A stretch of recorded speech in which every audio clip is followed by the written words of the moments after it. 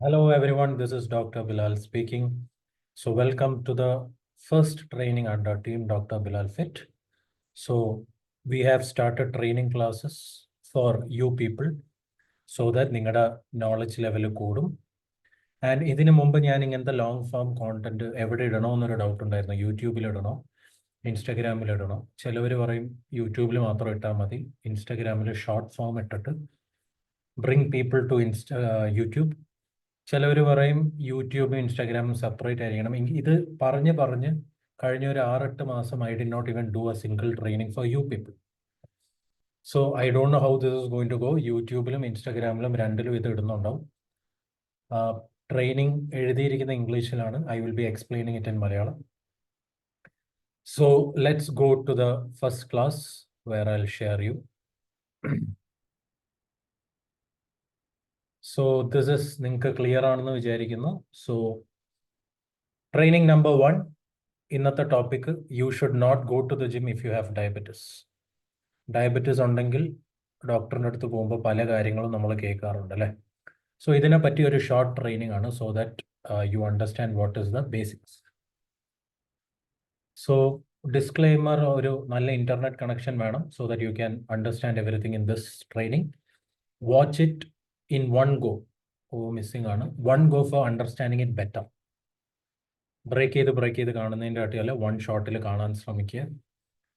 If you are not interested in learning, this video is not for you. ഞാനിതിൽ കൂടുതൽ hi fi കാര്യങ്ങളോ നിങ്ങളെ ചെയ്യിപ്പിക്കാനോ അതിനല്ല ഇത്. This is straight knowledge. So if you are not interested in knowledge, not interested in learning, don't watch it. Sit back, relax and learn. So എന്തിനാണ് ഇങ്ങനത്തെ class?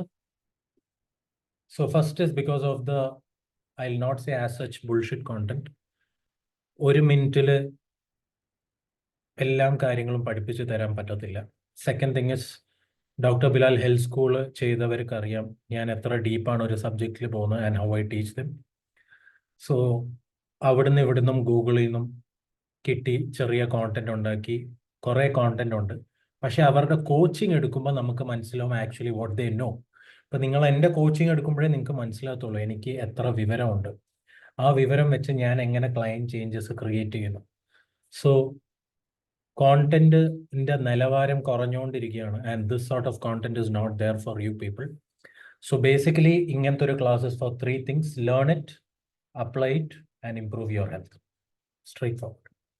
So എന്നെ അറിഞ്ഞുകൂടാത്തവർക്ക് ചെറിയൊരു introduction. I am doctor Bilal. I am a doctor, medical ഡോക്ടറാണ്, lifestyle കോച്ചാണ്, health കോച്ചാണ്, health കോൺസൾട്ടൻറ്റുമാണ്. I have finished my MBBS, MD and FIAP, which took me almost 13 years. So എല്ലാ ഡോക്ടേഴ്സിനും ന്യൂട്രീഷനെ പറ്റി അറിയത്തില്ല, ഹെൽത്തിനെ പറ്റി അറിയത്തില്ല. That is because they did not connect what they learned during their medical school with their health. I was fortunate, ഞാൻ അത് ചെയ്തു. അതിന് പുറമെ ഞാൻ വേറെ കുറേ സർട്ടിഫിക്കേഷൻസ് ചെയ്തിട്ടുണ്ട്. കഴിഞ്ഞ 4 കൊല്ലമായിട്ട് 2020 team doctor Bilal fit found ചെയ്തത്. We have coached more than 2700 people across 23 countries. Heart disease മുതൽ ഡൈപ്ലീജിയ വരെ ലാസ്റ്റ് ചെയ്തിരിക്കുന്ന എല്ലാം കണ്ടീഷൻസ് ഉള്ള ക്ലയൻസിനെ നമ്മൾ ഇമ്പ്രൂവ് ചെയ്തിട്ടുണ്ട്. Team doctor Bilal fit pages നോക്കണമെങ്കിൽ ഡോക്ടർ ബിലാൽ ഫിറ്റ് എന്ന് പറഞ്ഞ ഇൻസ്റ്റാഗ്രാം പേജ് ഉണ്ട്, doctor Bilal fit transformations and doctor Farsana fit mom. So this is a short introduction on myself. So let start with the question, എന്തിനാണ് ഞാൻ ഈ ടോപ്പിക്ക് സെലക്ട് ചെയ്തത്? So എൻ്റെ ഒരു student, I will not call a follower, ഒരു student അയച്ച ഒരു മെസ്സേജാണ്. സർ, ഞാൻ സാറിൻ്റെ ലാസ്റ്റ് റീൽ കണ്ടിട്ട് മെസ്സേജ് ഇട്ടതാണ്. ഞാനിവിടെ അടുത്തുള്ള ഒരു ഡോക്ടറിനെ കൺസൾട്ട് ചെയ്തു. ഓക്കെ, ഡൗട്ട് ചോദിക്കാനാണ് പോയത്. നിന്റെ ഫാദർ ആൻഡ് മദറിന് ഡയബറ്റിക് പേഷ്യൻ്റ് അല്ലേ? എന്ന് വെച്ചാൽ ഈ മെസ്സേജ് അയച്ച ആളുടെ അച്ഛനും അമ്മയ്ക്കും ഡയബറ്റിസ് ഉണ്ട്, ടൈപ്പ് 2. ഹെറിഡിറ്ററി ആയി നിനക്കും വരും. സോ പാരമ്പര്യമായിട്ട് നിനക്കും വരും. നീ എന്തിനാ പ്രോട്ടീൻ യൂസ് ചെയ്യുന്നത്? സോ പ്രോട്ടീൻ എന്തിനാണ് യൂസ് ചെയ്തത്? അത് പൗഡർ ആകാം, അല്ലെങ്കിൽ ന്യൂട്രീഷൻ വൈസ് ആകാം.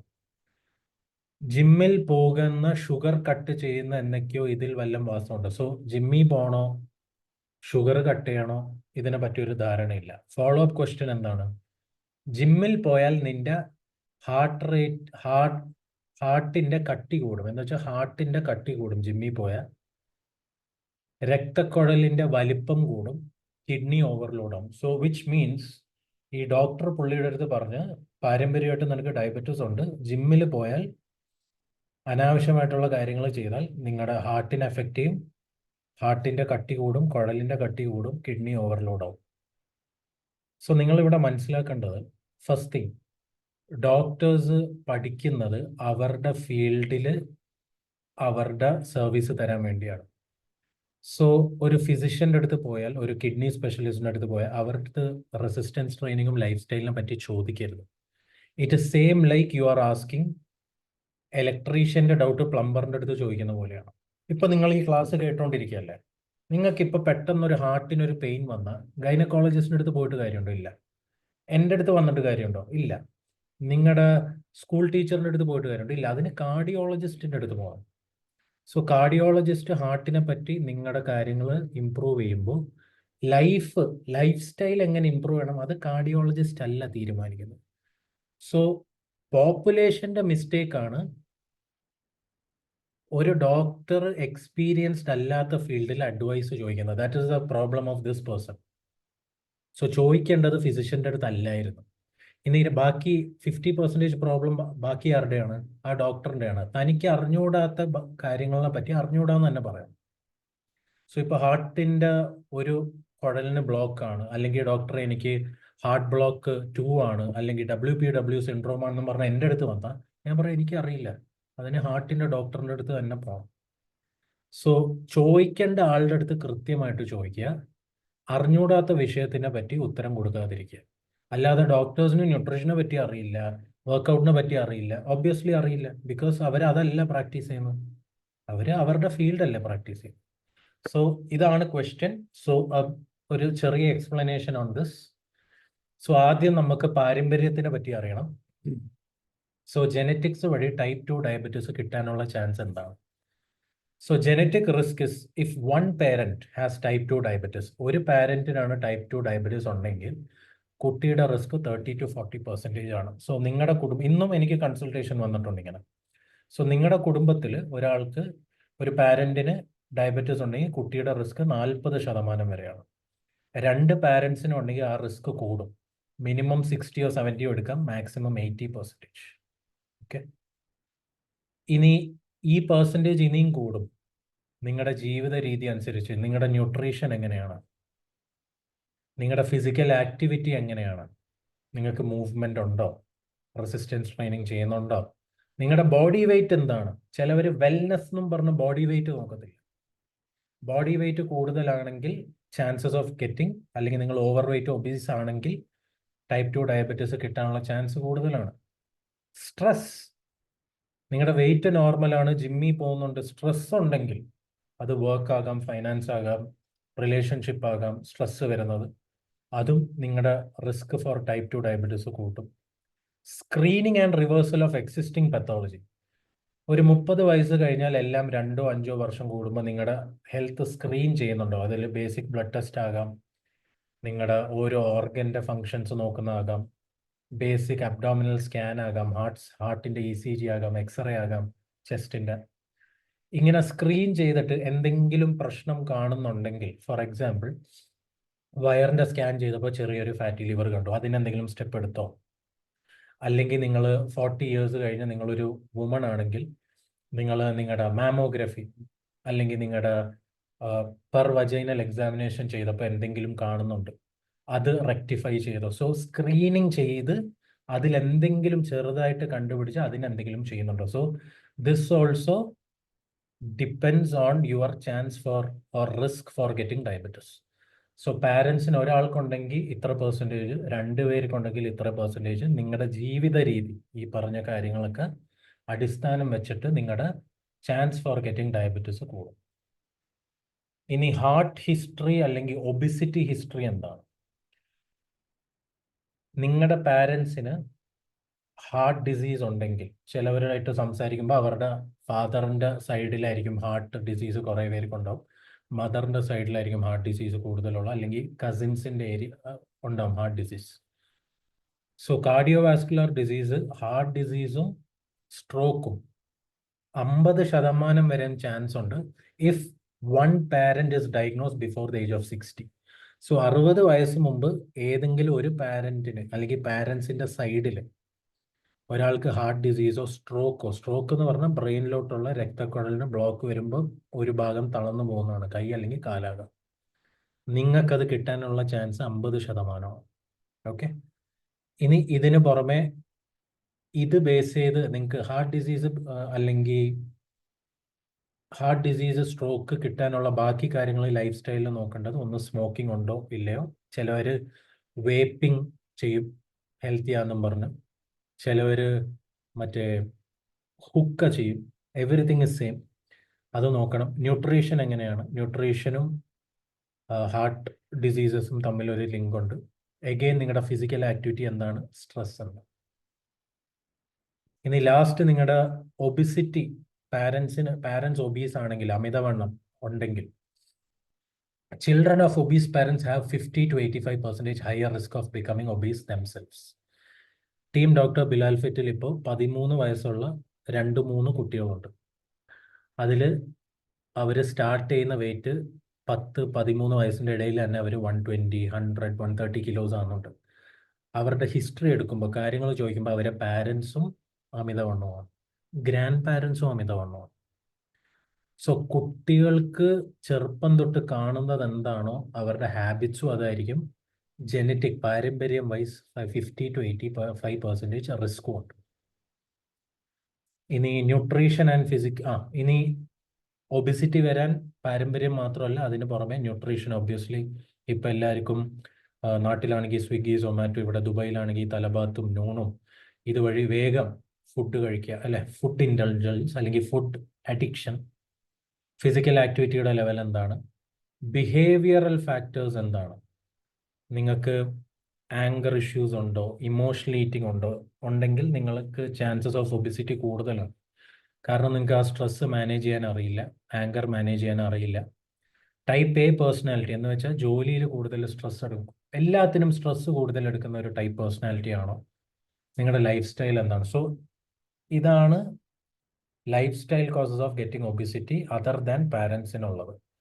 സോ ഈ കഴിഞ്ഞ 3 സ്ലൈഡിൽ നമ്മൾ നോക്കിയത് എന്താ, പാരമ്പര്യമായിട്ട് നിങ്ങൾക്ക് ഡയബറ്റിസ് എങ്ങനെ കിട്ടാം, അതുവഴി ഹാർട്ട് ഇഷ്യൂസ് പാരൻസിനുണ്ടെങ്കിൽ അത് എത്ര കിട്ടും, that's also linked with diabetes. അമിതവണ്ണം ജനറ്റിക് വൈസും ലൈഫ് സ്റ്റൈൽ വൈസും എങ്ങനെ കിട്ടും, that is also linked with type 2 diabetes. ഇനി എന്താണ് നമ്മൾ ചെയ്യേണ്ടത്, റെസിസ്റ്റൻസ് ട്രെയിനിങ്. എന്താണ് റെസിസ്റ്റൻസ് ട്രെയിനിങ്? സോ എല്ലാവരും പറയും ജിമ്മിൽ പോയിട്ട് ഹെവി വർക്കൗട്ട് ചെയ്യണം. അതല്ല റെസിസ്റ്റൻസ് ട്രെയിനിങ്. റെസിസ്റ്റൻസ് എന്ന് പറഞ്ഞാൽ നമ്മുടെ തല മുതൽ കാല് വരെയും, ഇതാണ് എൻ്റെ ബേസിക് ഡെഫിനിഷൻ, തല മുതൽ കാല് വരെയും ഏതൊക്കെ മസിൽസ് ഉണ്ടോ അതിൻ്റെ എൻറ്റയർ റേഞ്ച് ഓഫ് മോഷനിൽ ട്രെയിൻ ചെയ്യണം. അങ്ങനെ ട്രെയിൻ ചെയ്യുമ്പോൾ ഈ പറയുന്ന മസിൽസിന് ആ എൻറ്റയർ റേഞ്ചിൽ മൂവ് ചെയ്യാനും പറ്റും, നമുക്ക് പെയിൻ ഉണ്ടാകത്തില്ല, ഫ്ലെക്സിബിലിറ്റിയും കൂടും. ഓക്കെ. ഈ മസിൽസിന് ഒരു ഡേ ടു ഡേ ആക്ടിവിറ്റി ഉണ്ട്, ആ ആക്ടിവിറ്റി ഇമ്പ്രൂവ് ആവും നിങ്ങൾക്ക് എത്ര വയസ്സായാലും. ഈ റെസിസ്റ്റൻസ് ട്രെയിനിങ് ജിമ്മിൽ മാത്രമല്ല, വീട്ടിൽ ചെയ്യാം, പാർക്കിൽ ചെയ്യാം, ബീച്ചിൽ ചെയ്യാം, ഡോക്ടേഴ്സ് റൂമിൽ ചെയ്യാം, നിങ്ങളുടെ വർക്ക് റൂം, എവിടെ വേണേലും ചെയ്യാം. സോ റെസിസ്റ്റൻസ് ട്രെയിനിങ്ങിനെ പറ്റി അറിയണം. ഫിസിക്കൽ ആക്ടിവിറ്റി കൂട്ടാൻ പറ്റണം. ഫിസിക്കൽ ആക്ടിവിറ്റി കൂട്ടുന്നത് രാവിലെ തൊട്ട് രാത്രി വരെയും 200 കിലോമീറ്റർ ഓടലല്ല. നിങ്ങൾ അടുത്ത 40-50 കൊല്ലം രാവിലെ എണീക്കും, ജോലിക്ക് പോകും. ഒന്നെങ്കിൽ നിങ്ങൾ ഓൺട്രപ്രണർ, സ്വന്തം ബിസിനസ് ആയിരിക്കും, അല്ലെങ്കിൽ വേറൊരാളുടെ ബിസിനസ്സിൽ വർക്ക് ചെയ്യും. ആ ജോലി കഴിഞ്ഞ് വരുമ്പോൾ നിങ്ങൾ ഫാമിലിയായിട്ട് ടൈം സ്പെൻഡ് ചെയ്യും, ഫ്രണ്ട്സ് ആയിട്ട് ടൈം സ്പെൻഡ് ചെയ്യും. ഇതാണ് ഒരാളുടെ ശരാശരി ലൈഫ്. ഈ ലൈഫ് സ്റ്റൈൽ എങ്ങനെ ആക്റ്റീവ് ആക്കണം, അതാണ് ഇൻക്രീസ് ഫിസിക്കൽ ആക്ടിവിറ്റി കൊണ്ട് ഞാൻ ഉദ്ദേശിച്ചത്. Helps in reducing the risk and managing type 2 diabetes. So ഇത് ചെയ്താൽ ഇതെങ്ങനെ നമ്മുടെ ടൈപ്പ് 2 ഡയബറ്റിസിന് റിസ്ക് കുറയ്ക്കാൻ പറ്റും, what is the mechanism happening internally. So ഈ റെസിസ്റ്റൻസ് ട്രെയിനിങ്ങും ഫിസിക്കൽ ആക്ടിവിറ്റിയും കൂടിയ ഉള്ളിൽ എന്ത് ചേഞ്ചാണ് വരുന്നത്, ഇതാണ് ഞാൻ പറഞ്ഞ ഒരു കോണ്ടന്റും ഞാൻ ഇങ്ങനെ കണ്ടിട്ടില്ല. കുറേ പേര് നല്ലൊരു വർക്കൗട്ടും നല്ലൊരു ന്യൂട്രീഷനും മാത്രമേ പറയാറുള്ളൂ. നിങ്ങളൊരു കോച്ചാണെങ്കിൽ ഇത് കണ്ട് ഇത് നിങ്ങളുടെ ക്ലയൻറ്റിൽ അപ്ലൈ ചെയ്യുക. നിങ്ങളൊരു കോച്ച് അല്ലെങ്കിൽ നിങ്ങളൊരു ഡോക്ടറാണ്, അല്ലെങ്കിൽ നിങ്ങളൊരു മെഡിക്കൽ ഫീൽഡായിട്ട് ബന്ധമില്ലാത്ത ആണെങ്കിൽ learn this and understand the importance. So ആദ്യം ഡോക്ടർ തന്നൊരു കാര്യം എന്താ, ജിമ്മിൽ പോയിട്ട് കാര്യമില്ല ഡയബറ്റീസ് ഉണ്ടെങ്കിൽ, അല്ലേ? സോ നമുക്ക് നോക്കാം എന്താ സംഭവിക്കുന്നത്. സോ റെസിസ്റ്റൻസ് ട്രെയിനിങ് ചെയ്താൽ ഇറ്റ് ഇംപ്രൂവ്സ് ഗ്ലൂക്കോസ് മെറ്റബോളിസം.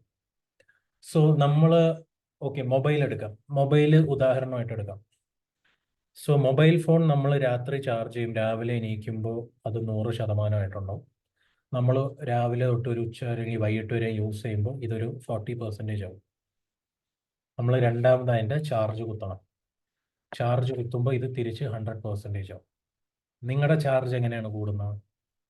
നിങ്ങളുടെ എനർജി ലെവൽ, നിങ്ങളുടെ ബാറ്ററി താഴോട്ട് പോകുമ്പോൾ നിങ്ങൾ ഫുഡ് കഴിക്കും. ഫുഡിൽ നിന്ന് നിങ്ങൾക്ക് ഗ്ലൂക്കോസ് കിട്ടും, അല്ലെങ്കിൽ കാർബോഹൈഡ്രേറ്റ്, അത് ഏത് ടൈപ്പ് ഫുഡായിട്ട് നിങ്ങൾക്ക് ഗ്ലൂക്കോസ് കിട്ടുമ്പോൾ നിങ്ങളുടെ എനർജി കൂടും. നിങ്ങൾ ചെയ്യുന്ന ആക്ടിവിറ്റിക്ക് ആ ഗ്ലൂക്കോസ് നിങ്ങൾക്ക് എനർജി തരും. ഇപ്പം ഞാൻ സംസാരിക്കുന്നു, ചിന്തിക്കണം, സംസാരിക്കണം. അപ്പോൾ ഇവിടെയാണ് എൻ്റെ ഗ്ലൂക്കോസ് യൂട്ടിലൈസ് ചെയ്യുന്നത്.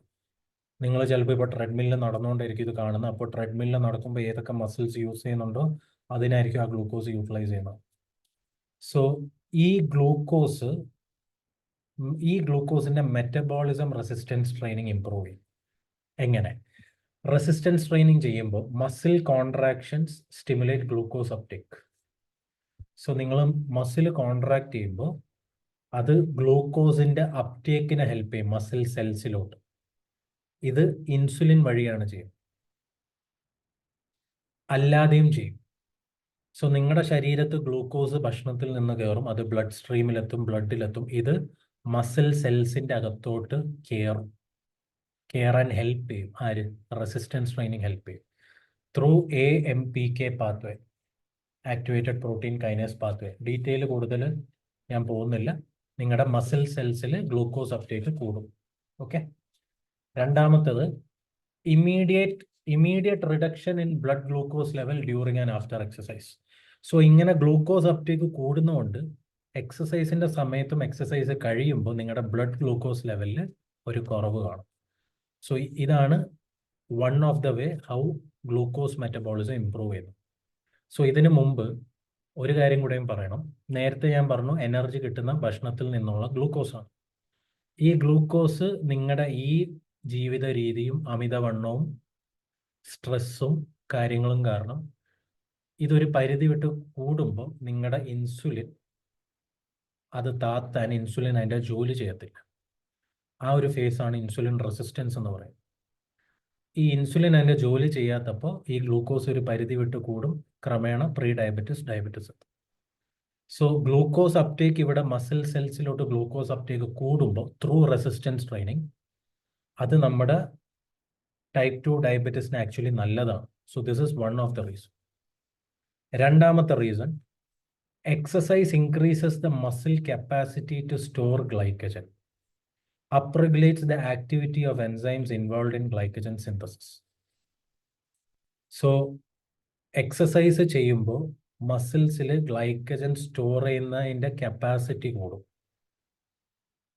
ഇനി ഈ ഗ്ലൈക്കജൻ സിന്തസിസിന് ആവശ്യമുള്ള എൻസൈമിൻ്റെ ആക്ടിവിറ്റിയും കൂടും. സോ ദാറ്റ് നമുക്ക് പിന്നെയും ബ്ലഡ് സ്ട്രീമിൽ ഗ്ലൂക്കോസിൻ്റെ അളവ് കുറയ്ക്കാൻ അത് ഹെൽപ്പ് ചെയ്യും. ഗ്ലൂക്കോസ് മെറ്റബോളിസം ഇംപ്രൂവ് ആവും. So after exercise muscles are more efficient at taking up glucose from the bloodstream and converting it into glycogen, thereby lowering blood glucose level. So exercise കഴിയുമ്പോൾ blood സ്ട്രീമിൽ നിന്ന് glucose എടുക്കാനും അത് glycogen ആയിട്ട് convert ചെയ്യാനും blood glucose കുറയ്ക്കാനും resistance training help ചെയ്യും. So first reason is resistance training improves glucose metabolism. ഒന്ന് കോൺട്രാക്ഷൻസ് വഴി, രണ്ട് ഗ്ലൈക്കജന്റെ സ്റ്റോറേജ് വഴി, അല്ലെങ്കിൽ glycogen conversion of glucose to glycogen. ഇനി രണ്ടാമത്തെ റീസൺ, റെസിസ്റ്റൻസ് ട്രെയിനിങ് ചെയ്ത ഇൻസുലിൻ സെൻസിറ്റിവിറ്റി കൂടും. എന്ന് വെച്ചാൽ ഇൻസുലിനെ കൊണ്ട് അതിന്റെ ജോലി കൃത്യമായിട്ട് ചെയ്യിപ്പിക്കും. സോ ദാറ്റ് നിങ്ങളുടെ ബ്ലഡ് സ്ട്രീമിലെ ഗ്ലൂക്കോസിന്റെ അളവ് ക്രമേണ കുറയും. So resistance training improves the insulin signalling pathway in muscle cells.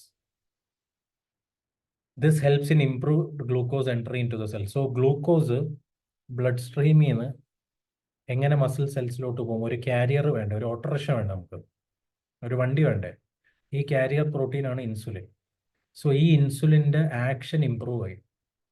So muscle സെൽസിലോട്ട് ഇംപ്രൂവ്ഡ് ഗ്ലൂക്കോസ് എൻട്രി ഉണ്ടാവും. സോ ഇൻസുലിൻ അതിൻ്റെ ജോലി ചെയ്ത് തുടങ്ങിയാൽ എന്ത് പറ്റും? ഇൻസുലിൻ്റെ സെൻസിറ്റിവിറ്റി ഇംപ്രൂവ് ചെയ്യുമ്പോൾ എന്ത് പറ്റും? Lower levels of insulin are required to achieve the same effect of on blood glucose regulation. എന്ന് വെച്ചാൽ നിങ്ങളിപ്പോൾ ഒരു 100 കിലോ ആണെന്ന് വിചാരിക്കുക. നിങ്ങളുടെ ലൈഫ് സ്റ്റൈലും റെസിസ്റ്റൻസ് ട്രെയിനിങ്ങും ഇല്ല, ഒന്നുമില്ല. നിങ്ങളുടെ ശരീരത്ത് ഒരു 100 ഗ്രാം അല്ലെങ്കിൽ ഒരു എക്സ് എമൗണ്ട് ഓഫ് ഗ്ലൂക്കോസ് കുറക്കണമെങ്കിൽ ഇൻസുലിൻ പാൻക്രിയാസ് എന്ന് പറയുന്ന ഓർഗൻ കുറേ പ്രൊഡ്യൂസ് ചെയ്യും. പക്ഷെ നിങ്ങൾ ലൈഫ് സ്റ്റൈൽ നോക്കുന്നു, റെസിസ്റ്റൻസ് ട്രെയിനിങ് ചെയ്ത് തുടങ്ങുമ്പോൾ, അമിതവണ്ണം കുറക്കുമ്പോൾ, ഇൻസുലിൻ സെൻസിറ്റിവിറ്റി ഇമ്പ്രൂവ് ചെയ്യുമ്പോൾ അതേ എക്സ് എമൗണ്ട് ഓഫ് ഗ്ലൂക്കോസ് കുറയ്ക്കാൻ ഇപ്പോൾ പാൻക്രിയാസ് കുറേ ഇൻസുലിൻ ഉൽപ്പാദിപ്പിക്കേണ്ട ആവശ്യമില്ല. ബിക്കോസ് നിങ്ങളുടെ ഇൻസുലിൻ ഇപ്പോൾ നല്ലോണം ജോലി ചെയ്തു. നിങ്ങളൊരു ഓഫീസിൽ ജോയിൻ ചെയ്ത ആദ്യത്തെ മാസം നിങ്ങൾക്ക് ചെയ്യാൻ പറ്റുന്ന വർക്കും 2 വർഷം കഴിഞ്ഞ് എക്സ്പീരിയൻസ്ഡ് ആയ നിങ്ങളുടെ വർക്കും ഡിഫറെൻ്റ് ആണ്, പ്രൊവൈഡഡ് നിങ്ങൾ ആ വർക്കിനെ പറ്റി പഠിക്കുന്നുണ്ടെങ്കിൽ. സെയിം വേ നിങ്ങളുടെ ലൈഫ് സ്റ്റൈലും റെസിസ്റ്റൻസ് ട്രെയിനിങ് ഒക്കെ ഇമ്പ്രൂവ് ആകുമ്പോൾ ഇൻസുലിൻ്റെ ജോലി ഇമ്പ്രൂവ് ആകും, which means insulin sensitivity improve ചെയ്യും. സോ ദാറ്റ് അത് നല്ലൊരു രീതിയിൽ ഗ്ലൂക്കോസ് കുറയ്ക്കാൻ ഹെൽപ്പ് ചെയ്യും. രണ്ടാമത്, resistance training reduces intramuscular fat which is associated with insulin resistance.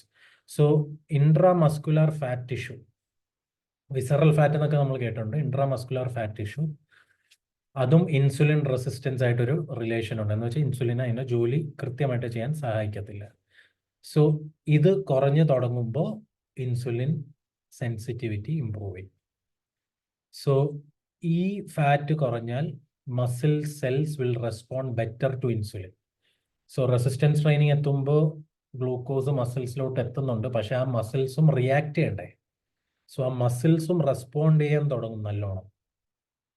ഇപ്പോൾ നിങ്ങൾ നല്ലൊരു ടീച്ചറിനെ വെച്ചാൽ ടീച്ചർ മാത്രം ഇങ്ങനെ പഠിപ്പിച്ചാൽ പോരാ, നിങ്ങളും നിങ്ങളുടെ ബ്രെയിൻ യൂസ് ചെയ്യണം. അതേപോലെ മസിൽസും റെസ്പോണ്ട് ചെയ്യാൻ തുടങ്ങും നല്ലോണം. അതുവഴി നിങ്ങളുടെ ഗ്ലൂക്കോസ് ശരീരത്തിൽ കുറഞ്ഞ് നിങ്ങൾ ആ ടൈപ്പ് 2 ഡയബറ്റീസിന് റിവേഴ്സ് ചെയ്യാൻ ഹെൽപ്പ് ചെയ്യും. മൂന്നാമത്തെ റീസൺ, ബോഡി കോമ്പോസിഷൻ. സോ എല്ലാവരും ഫാറ്റ് ലോസ് അല്ലെങ്കിൽ ഫാറ്റ് ലോസ് അല്ല, വെയിറ്റ് ലോസിൻ്റെ പുറയിലാണ്. ടീഷർട്ട് ഊരിയിട്ട് ബോഡി കോമ്പോസിഷൻ നോക്കി ആർക്കും വലിയ ചേഞ്ച് ഉണ്ടാവില്ല. അതിനാണ് ഞാൻ ഈ ഫോട്ടോ കൊടുത്തത്. ബോഡി കോമ്പോസിഷൻ ഇമ്പോർട്ടൻ്റ് ആണ്. ശരീരത്തിലെ കൊഴുപ്പ് കുറവായിരിക്കണം, മസിൽ ടിഷ്യൂ ആയിരിക്കണം കൂടുതൽ ഇംപ്രൂവ്ഡ് ആയിട്ടുള്ളത്. സോ റെസിസ്റ്റൻസ് ട്രെയിനിങ് നമുക്ക് മസിൽ ഹൈപ്പർട്രോഫി പ്രൊമോട്ട് ചെയ്യും. ഇതെല്ലാവർക്കും അറിയാം, എല്ലാ റീലിലും ഇത് തന്നെ കാണുന്നത്. Increasing the overall lean muscle mass. So resistance training ചെയ്താൽ മസിൽ ഹൈപ്പർട്രോഫി ഉണ്ടാവും, നമുക്ക് എല്ലാവർക്കും അറിയാം, ലീൻ മസിൽ മാസ് ഉണ്ടാവും. മസിൽ മാസ് കൂടിയാൽ നിങ്ങളുടെ ബേസൽ മെറ്റബോളിക് റേറ്റ് കൂടും. എന്ന് വെച്ചാൽ റെസ്റ്റിംഗ് മെറ്റബോളിക് റേറ്റ് എന്നും പറയും. നിങ്ങൾ 24 അവർ പീരീഡിൽ ഒന്നും ചെയ്യാതെ വീട്ടിൽ വെറുതെ ഇരിക്കാനാണ് വിചാരിക്കും. ആ റെസ്റ്റിംഗ് സ്റ്റേറ്റിൽ 24 hours നിങ്ങളുടെ ശരീരം എത്ര കാലറീസ് യൂസ് ചെയ്യുന്നുണ്ട്, അത് ഡൈജഷൻ ആകാം, അല്ലെങ്കിൽ നിങ്ങളുടെ ബേസിക് മൂവ്മെൻറ്റ്സിനാകാം, ഇന്റേണൽ മെക്കാനിസംസിനാകാം, ആ എമൗണ്ട് ഓഫ് കാലറീസ് ഡിഫറെൻ്റ് ആയിരിക്കും. ഇപ്പോൾ 80 കിലോ ഉള്ള ഒരാൾക്ക് ഫാറ്റ് ടിഷ്യൂ കൂടുതലാണ്, മസിൽ ടിഷ്യൂ കുറവാണെങ്കിൽ അയാളുടെ BMR കുറവായിരിക്കും. അതേ 80 കിലോയിൽ ഫാറ്റ് ടിഷ്യൂ കുറവും മസിൽ മാസ് കൂടുതലാണെങ്കിൽ അയാളുടെ BMR കൂടുതലായിരിക്കും. സോ റെസിസ്റ്റൻസ് ട്രെയിനിങ് ചെയ്ത ലീൻ മസിൽ മാസ് ഹെൽപ്പ് ചെയ്യും. More muscle mass, more metabolic rate, metabolism improve ആവും. മെറ്റബോളിസം ഇമ്പ്രൂവ് ചെയ്യുന്ന ടിഷ്യൂ ഏതാണ്? It is muscle. സോ ഇത് ബോഡിയുടെ എക്സ്പെൻഡിച്ചർ, കാലറീസ് ബേൺ ചെയ്യുന്ന, അല്ലെങ്കിൽ നമ്മുടെ ശരീരം ബേസിക് ഫങ്ഷന് ബേൺ ചെയ്യുന്ന കാലറീസ് കൂടും.